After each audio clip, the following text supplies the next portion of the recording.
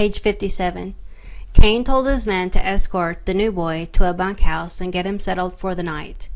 They walked him to a door at the end of the nearer building, and one of the men unlocked it. Inside, he held the lantern high, and in the shadows, Cy saw them. Boys, all black.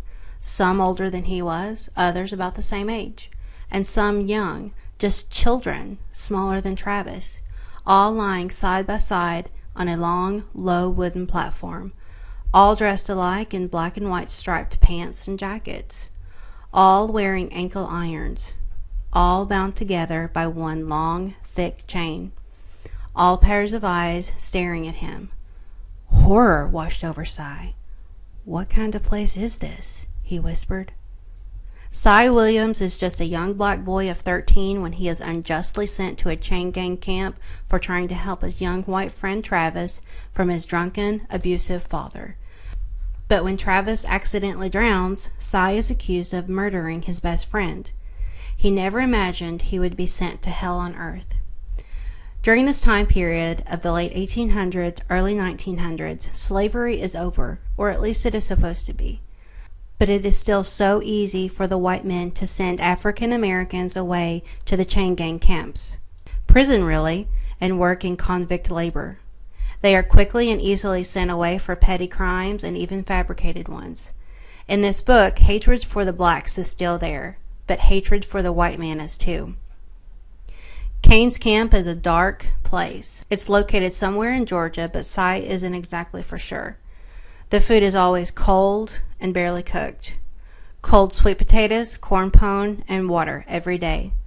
Grits have the occasional bit of fat back in it. Flabby, gristly bits of fat mostly. The boys complain, but they eat it all, sometimes gagging it down. It's all they have. The bunkhouses are cold. The thinnest of blankets falling apart are all that keep the boys warm at night. That and body heat, since they lie so close to one another. The lack of privacy really annoys Cy, especially when one of the younger boys curls up next to him trying to get warm. He hates that. The roof has holes in it because drops of water keep falling on Cy's head, making him even more infuriated. The heat stoves won't come until brutal winter is upon them. Work, work, work. That is what is expected at the chain gang camp. That's what you're sent there to do. It's convict labor. Whether you're a child or a man, everybody works. And what would a chain gang be without the chains? Heavy irons bind all of the boys together. The leg irons are heavy, rough metal that go around the ankles. Page 100. Cy sat down, pulled off his boots and pants, and looked at his legs. His ankles were rubbed raw in some places, scabbed over in others. Not even his pants or boots could keep the heavy, rough metal from eating his skin. Hatred is what fills Cy. Hatred of the hellhole he is in. Hatred for the white man who unjustly sent him there. Hatred for the camp's overseers who practically starve them, freeze them, and let them die without a doctor's care when sickness consumes the bunkhouse. Cain, Stryker, and Prescott are the white men in charge of the camp. Cy hates Prescott the most, and with good reason.